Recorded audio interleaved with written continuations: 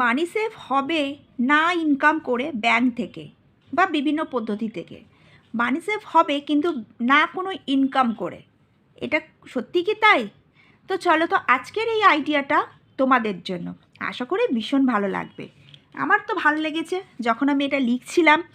আমি তো তোমাদের জন্য একদম বুদ্ধি খাটিয়ে খাটিয়ে করি।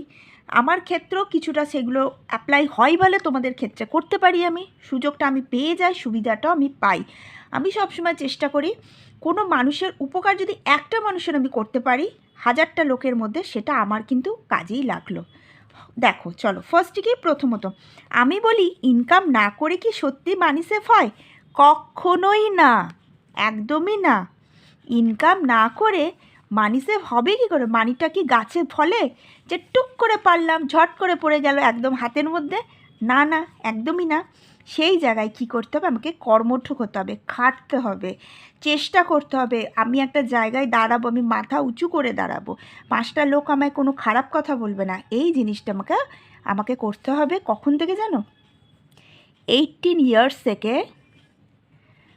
আপ টু 40 ইয়ার্স পর্যন্ত। এটা একদম বাস্তব খাঁটি কথা বলছি। 40-এর পর তুমি কোনো কাজেই ভালো পাবে না। আর 18-র আগে থেকে কাজ করা বৃথা। কেন বলছি জানো? দেখো, 18 বছরের আগে থেকে যদি তুমি কাজ করো, তোমার পড়াশোনাটা নষ্ট হয়ে যাবে। তুমি যেমন তুমি পড়াশোনা করবে, তুমি তেমন কিন্তু চাকরি পাবে, তুমি কাজও পাবে। আমার দিদা সবসময় বলতো, আমার মায়ের মা, যে অল্প ইনকাম করে লোভ থাকা ভালো না। আমি পেটে বিদ্যা দিয়ে আমি একটা বয়সে যখন চাকরি করব, আমি কিন্তু স্টেবল থাকবো সেই জায়গায়। তাই না? আমার সাথে এগ্রি হয়তো? যদি যারা এগ্রি থাকো আমাকে কমেন্ট করে বলো। তুমি কি করবে বলো তো? অনেকেই করে কি, মাধ্যমিক না দিতে দিতে বাচ্চাকে কাজে ঢুকিয়ে দেয়। ওই একটু 500 টাকা পেয়ে যাচ্ছে, হাতে কাঁচা টাকা পাচ্ছে, বাচ্চা হয়ে গেল, কিন্তু খারাপ। আমি মা বাবারা কষ্ট করব আমার বাচ্চাকে পড়াশোনার জন্য। বাচ্চা তখন বাচ্চার সময় গিয়ে বাচ্চা নিজে চাকরি করব। আমি এই না, আমি একটা সন্তান জন্ম দিয়েছি মানে আমি আশা করে থাকবো আমার সন্তানের কাছে আমি টাকা ইনকাম করে আমাকে খাওয়াবে।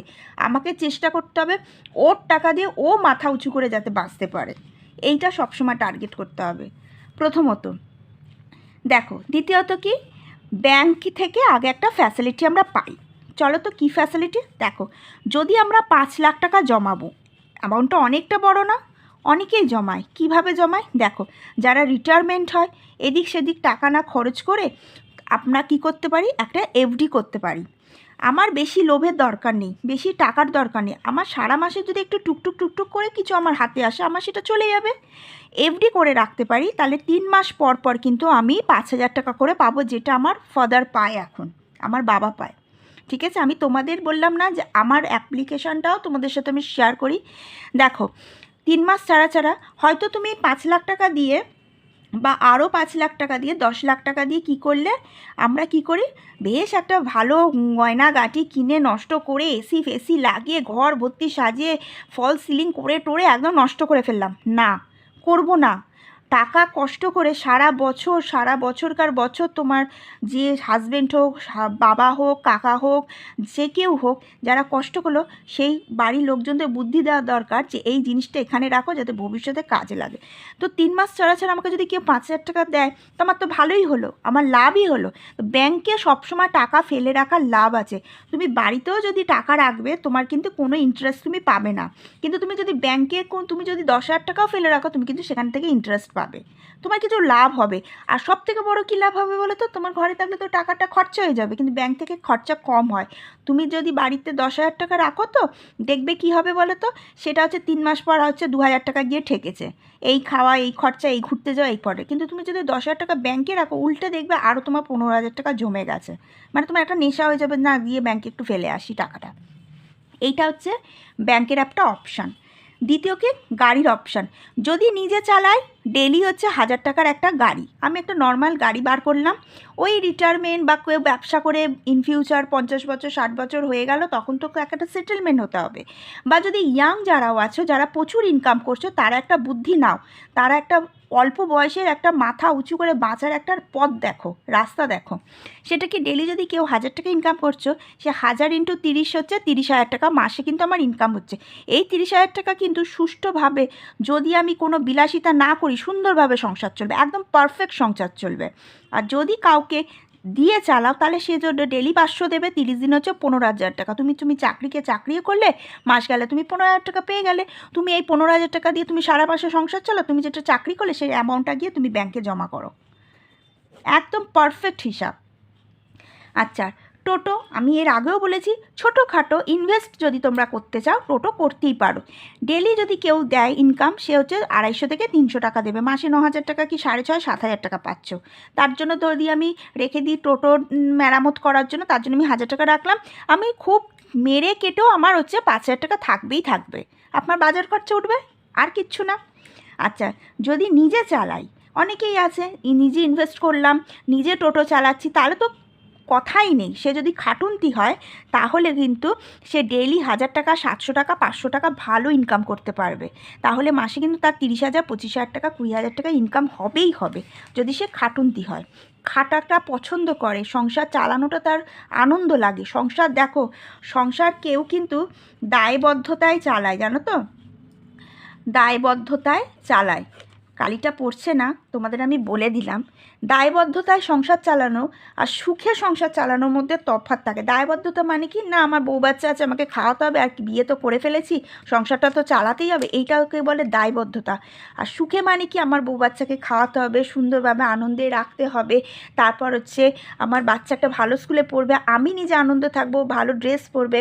অনেক হাজব্যান্ডরা কী আছে, স্ত্রীরা সাজ পোশাক করলে হাজব্যান্ডের প্রবলেম হয়ে যায়, কিন্তু সে নিজে সাজ পোশাক করবে। কিন্তু অনেকে স্বামীরা আছে, স্ত্রী সাজুক, আমি আরও তাকে সাজাই। আর সেই স্ত্রীরও দায়িত্ব থাকে যে আমাকে যখন সে সাজাচ্ছে তার সংসারটাকে গুছিয়ে রাখায়। সেটাকে বলে সুখের সংসার, আর একটা দায়বদ্ধতার সংসার। দুটোর মধ্যে ডিফারেন্স আছে। যারা দায়বদ্ধতার সংসার করে তাদের কিন্তু কোনো দিনই মানিসে হয় না, উপরন্তু আরও খরচা। আর যারা সুখে সংসার করে তারা দেখবে একটু থেকে এত বড় করতে পারবে।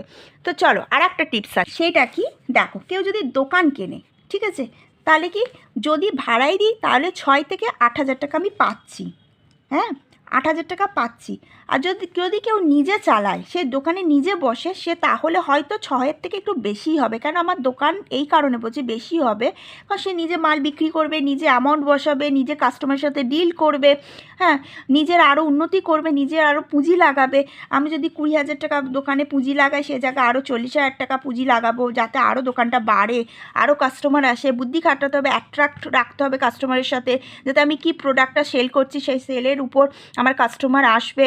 আমি ডেকোরেশনটা খুব, আর সবথেকে বড় কথা বিজনেসের ক্ষেত্রে যারা দোকান করো তাদের মুখের ভাষা সবসময় ঠিক রাখতে হবে। এটা কিন্তু আমি বলছি, আমি যদিও আমার নিজের দোকান নেই, কিন্তু আমার একটা একটা ব্রেনে এলো, তুমি যে কোনো কাজ দেখবে মুখের ভাষাই, যে আমি ইউটিউবও করছি, আমি যদি রুটলি বিহেভ করি তোমাদের সাথে বাজে কথা বলি, তোমার নেক্সট দিন কিন্তু তোমরা আমার ভিডিও দেখবে না, পছন্দই হবে না, কারণ এর বলবে তো এর মুখের ভাষাই ঠিক না, এর ভিডিও কেন দেখতে যাব। সেরকম যারা ব্যবসা করো তাদের মুখের ভাষা খুব সুন্দর রাখতে হয়। দেখবে ভালো বলে হচ্ছে কাস্টমার হচ্ছে নারায়ণ, তাদেরকে সুন্দরভাবে যত তুমি প্রেজেন্ট করবে মুখের ভাষা দিয়ে, তারা কিন্তু তত তোমার দোকানে আসবে। সেই জন্য দোকানের ভাড়ার থেকে যদি নিজে বসো তাহলে আমার ইনকাম বেশি। সব থেকে লাস্টে বলি, সময় নষ্ট না করে যে কোনো পদ্ধতি অবলম্বন করাটাই ভালো। এই যে আমি এতগুলো পদ্ধতি অবলম্বন করতে বলছি, সেটার একটাই কারণ, তোমরা অনেকটা অল্প বয়সে নিজের পায়ে দাঁড়িয়ে যাবে। এখন কি বলো তো, সবার একটা টার্গেট আছে, মোটামুটি 40-এর মধ্যে একটু বুদ্ধি খাটিয়ে নিজের কাছে, যদি আমার কাছে টাকাটা থাকে তাহলে আমি সেটা সদ্ব্যবহার করে সেটাকে ভালো পথে যাওয়ার চেষ্টা করব। ভিডিওটা ভালো লাগলে লাইক শেয়ার সাবস্ক্রাইব করে দিও, এরমভাবে আমার ভালোবাসা দিও। আর আমি সুন্দর সুন্দর আইডিয়া তোমাদের সাথে শেয়ার করব, একদম বাস্তব আইডিয়া শেয়ার করব, যাতে তোমাদের কোনো প্রবলেম না হয়।